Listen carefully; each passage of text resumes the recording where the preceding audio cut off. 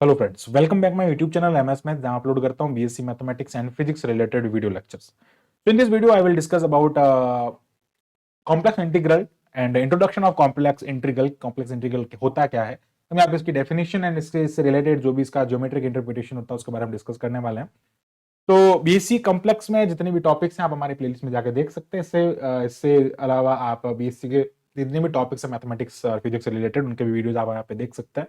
Notes के लिए हमारी साइट पे विजिट करें। अगर आपको कोई लिंक नहीं मिल रहा है तो MS math help centre chat board पे जाएं, टेलीग्राम चैट बोर्ड पे आपको सारा कुछ मिल जाएगा, जिसका लिंक आपको डिस्क्रिप्शन बॉक्स में गिवन है। सारी प्लेलिस्ट आपको यहाँ पे दी गई है, उन सब पे जाएं, विजिट करें। और अगर आपने चैनल सब्सक्राइब नहीं किया है तो इसको जरूर सब्सक्राइब करें। बात करते हैं यहाँ पे introduction to the complex integral. Complex integral क्या होता है, उससे पहले आपको डोमेन, कंटूर वगैरह सारी चीजें पता होनी चाहिए। तो वो हमने हमारे प्रीवियस वीडियो में बताया है, उसका लिंक डिस्क्रिप्शन में है, वीडियो डिस्क्रिप्शन में है। आई टैब पे क्लिक करके भी आप उसको देख सकते हैं। यहाँ पे बात करते हैं कि जो complex line integral, actually this is complex integral, और कॉम्प्लेक्स इंटीग्रल में भी ये कॉम्प्लेक्स लाइन इंटीग्रल है अगर हम कहें इसको जनरली। तो कॉम्प्लेक्स लाइन इंटीग्रल के बारे में यहाँ पे हम बात करने वाले हैं। जनरली लाइन इंटीग्रल से इंटीग्रल स्टार्ट होता है। सो सबसे पहले तो हम इसकी डेफिनेशन देखेंगे और फिर हम इसका एक्सप्लेनेशन आपको देंगे।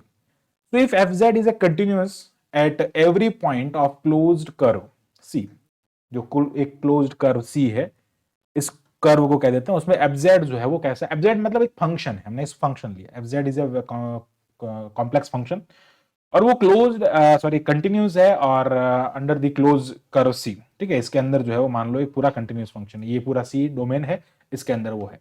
ठीक है, सो फाइनाइट लेंथ, उसकी क्या एक फाइनाइट लेंथ के बीच में है, किसमें ए टू बी तक है, अभी हम आगे बात करेंगे उसके बारे में। और वो एक रेक्टिफाइबल है, रेक्टिफाइबल कह दो। उसका मतलब क्या होता है कि जो आर्क है ना उसकी उसकी आर्क लेंथ को हम मेजर कर सकते हैं। रेक्टिफाइबल का मतलब होता है कि we can calculate the arc length, उसकी आर्क लेंथ को हम कैलकुलेट कर सकते हैं। एक्चुअली ये कंटूर से ही मिलके बनता है। कंटूर जो होता है उसमें क्या होता है, लाइक डोमेन होता है, उसके अंदर जो कनेक्टेड डोमेन होता है। ठीक है, उसमें क्या होता है, अलग अलग आर्क, कंटूर एक्चुअली आर्क ना, चेन ऑफ आर्क होता है, बहुत सारे डिफरेंट डिफरेंट आर्क से मिलकर बना होता है। तो उन आर्क का हम लेंथ फाइंड कर देते हैं, लेंथ फाइंड कर सकते हैं, उसको अपन कहते हैं रेक्टिफाइबल। ठीक है, अब उसको हमने डिवाइडेड किया, डिवाइडेड इनटू एन पार्ट्स, वो एन पार्ट्स में डिवाइडेड है। ठीक है, और उनके पॉइंट्स को हमने लिया Z1 Z2 Z3 Zn type हमने लिया, एन पार्ट्स में डिवाइड है। स्टार्टिंग पॉइंट को हमने Z0 का, एंडिंग पॉइंट को Zn का। भी सिंपल से समझता है, करो में आता है यहाँ पे। ये कॉम्प्लेक्स प्लेन है हमारा, आर्गेंट प्लेन जिसको हम कहते हैं। ए हमने यहां से स्टार्ट किया, ए इज इक्वल टू Z0, इसको हम Z1 कह देते हैं, this is Z2 and okay this is Z2 point, this is Z2। ये कोई बीच में हम कह देते हैं Zn है, या Zn-1 है, या Z3 है। ये Zn-1 है और ये Zn पॉइंट है, जिसको हमने B कह दिया। अब यहां पे हम क्या कर रहे हैं, देखो ये लाइन इसका हमको इंटीग्रेशन, लाइन इंटीग्रल फाइंड करना है। इसका क्या करना, लाइन इंटीग्रल फाइंड करना। तो हम यहाँ पे एक पॉइंट लेते हैं, इसके बीच में हम यहाँ पे एक पॉइंट लेते हैं।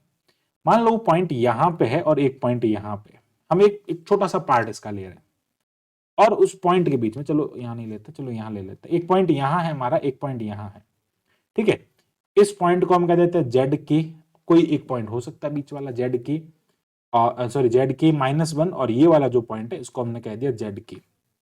एक काम करते हैं, हम यहां से थोड़ा सा इसको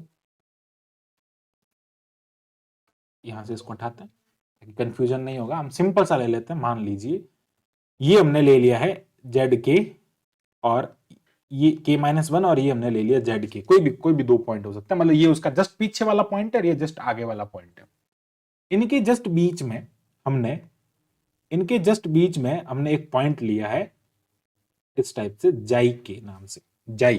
ठीक है, अब ये जो पॉइंट बीच में होगा, इस पॉइंट पे हमको क्या करना है, हमने एक पॉइंट लिया इन दोनों के बीच में, उस पे हमको क्या करना है, इसका सम फाइंड करना है। एक्चुअली इसका फॉर्मूला हम आगे देखेंगे। जाई के जो हमने यहाँ पे लिया है, ये दो पॉइंट्स के बीच में है, ZK एंड ZK-1 के बीच में।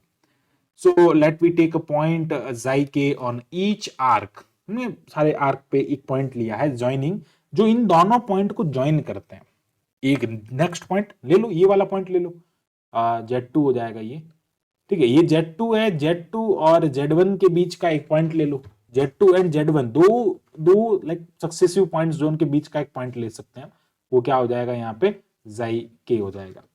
ठीक है, इनके बारे में यहाँ पे हम बात करते हैं। अब क्या करना है, यहाँ पे इनका हमको सम फाइंड करना है। इसका एक्चुअली यहाँ पे जो हम यहाँ पे फाइंड कर रहे हैं इसके पॉइंट्स में उनका लाइक सम फाइंड करना है, उसको फंक्शन में रखते हैं। तो फंक्शन में रखने पे उनका जो सम फाइंड होता है उसका फॉर्मूला होता है जनरल, इन जनरल आप याद रखना है, सिंपल है। अब ये हम क्या कर रहे हैं, यहां से जेड लाइक आर लेने का रीजन ये भाई हम यहाँ पे आर से डिफाइन कर, आपके अगर हम जनरली के से यहाँ पे ऊपर हमने डिनोट किया तो के से भी कर सकते हैं, ऐसा कोई है नहीं उसमें। तो आपको क्या करना है, यहाँ पे आर ले लेते, चलो जनरली हमने आर लिया, के भी ले सकते हैं यहाँ पे। तो समीशन जो है मैं के ले लेता हूँ, तो k is equal to 1 to n तक चल रहा है, और ये फंक्शन क्या कहां से कहां तक चल रहा है, यहां से चल रहा है जाई के से लेके, अब जो नेक्स्ट वाला पॉइंट है वो क्या है जेड के माइनस, ये क्या हो जाएगा जेड के माइनस 1 हो जाएगा। तो ये इसका क्या आ गया, समीशन आ गया। हमने इसको आर के फॉर्म में लिया, आर भी ले सकते जनरली फॉर्म, ये लाइक फॉर्मूला ये होता है। ठीक है, अब हमको पहुंचना है लाइन इंटीग्रेशन तक, लाइन के अलोंग चल के हमको इसका इंटीग्रेशन फाइंड करना है। ठीक है, चलो ये फॉर्मूला हो गया। नाउ अब देखो, suppose the minimum value of this, यहां पे ये जो वैल्यू है इसके हम क्या कर रहे हैं पार्ट्स। अब देखो ये एक्चुअली ऐसा है, मान लो ये वाला लाइन इंटीग्रेशन, हमने इसके पार्ट्स किए बहुत सारे, n पार्ट्स किए हमने। अब सबसे पहले चलो एक काम करते हैं, मैं इसके 5 पार्ट्स करता हूं, या मैं कहता हूं 3 पार्ट मैंने इसके किए। 1, ये एक पार्ट हो गया, ये दूसरा पार्ट हो गया, ये तीसरा पार्ट हो गया। ठीक है, अब मैंने नंबर ऑफ पार्ट्स बढ़ाए। ठीक है, नंबर ऑफ पार्ट्स मैंने बढ़ा दिए। क्या किया मैंने, यहां से नंबर ऑफ पार्ट्स मैंने बढ़ाए। तो जो लेंथ है उसकी आर्क लेंथ, पहले जब 3 आर्क थे उसमें, यानी कि 3 पार्ट थे, तब आर्क लेंथ ज्यादा थी पर्टिकुलर इंडिविजुअल सबकी।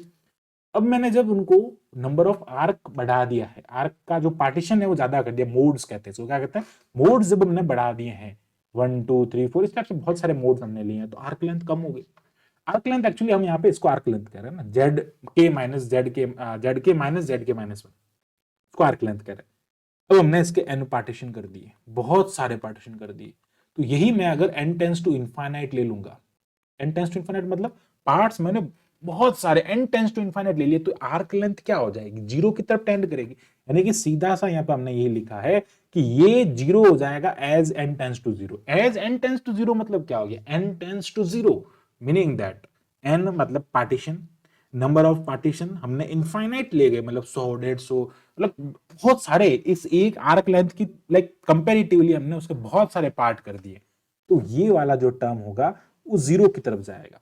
ठीक है, अब ये 0 की तरफ जाएगा तो समीशन में तो इसको 0 लिख नहीं सकते, अगर समीशन में 0 लिखा है यहाँ पे तो 0 हो जाएगा पूरा। इस केस में जब भी हम ऐसे फाइंड करते हैं ना, कोई लिमिट के अंदर काम करते हैं, ठीक है, कोई एक पर्टिकुलर एक पॉइंट से लेके दूसरे पॉइंट तक हम बहुत सारे पार्टीशन कर देते हैं, इसके बीच में इसका समीशन अगर 0 की तरफ टेंड करता है, सॉरी ये वाला पार्ट जो है ना 0 की तरफ टेंड करता है, तो वहां पर इंटीग्रेशन का यूज करता है। 0 की तरफ टेंड करने का मतलब क्या, this is very small part. तो हम क्या करते हैं, इस एक स्मॉल पार्ट के लिए फाइंड करते हैं, फिर उसकी लिमिट लगाते हैं ए टू बी तक, और इस पूरे का फाइंड कर देते हैं।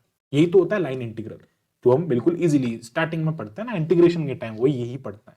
ठीक है, बहुत सारे पार्टीशन करते हैं, पार्टीशन करने पे एक छोटे पार्टीशन को लेते हैं, उसका हम लाइन इंटीग्रल करते हैं। अगर डबल इंटीग्रेशन कर देंगे तो वो उसका एरिया बताएगा, ट्रिपल इंटीग्रेशन करेंगे तो वो उसका वॉल्यूम बताएगा, अगर सिंगल इंटीग्रेशन करेंगे तो वो उसकी आर्क लेंथ को बताएगा, आर्क लेंथ लाइक ये।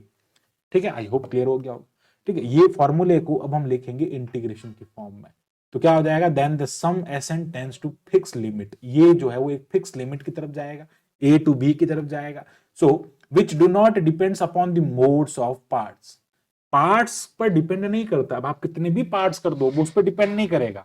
जब ये कांस्टेंट हो रहा है, जब ये चीज कांस्टेंट हो रही है, 0 की तरफ टेंड कर रही है, कांस्टेंट हो जाएगा, तो ये it does not depends on the like modes of parts. Okay, so denoted by, इससे इसको डिनोट, इससे कैसे डिनोट करते हैं, इंटीग्रेशन करते हैं ए टू बी, हमने ए टू बी इंटीग्रेशन किया, एफ जेड ये हो जाएगा। ए टू बी क्या दो, या कर्व सी कह दो, कर्व सी के अलोंग हम काम कर रहे हैं, कर्व सी कह दो, लाइक ये कंटूर सी कह दो, कंटूर सी के अलोंग काम कर रहे हैं, तो ये भी इसका नोटेशन हो सकता है।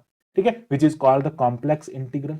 ये क्या होता है, कॉम्प्लेक्स इंटीग्रल होता है, या फिर इसको लाइन इंटीग्रल भी कहते हैं। ठीक है, function of complex variable, line integral of function of complex variable भी कहते हैं, ठीक है। एन इवोल्यूशन ऑफ मेथड, अब इसका एक मेथड हम आगे बात करेंगे, A B initio method, A B initio method इसको कहते हैं, इसका एक मेथड होता है, इसको सॉल्व करने का नेक्स्ट वीडियो में इसके बारे में डिस्कस करेंगे।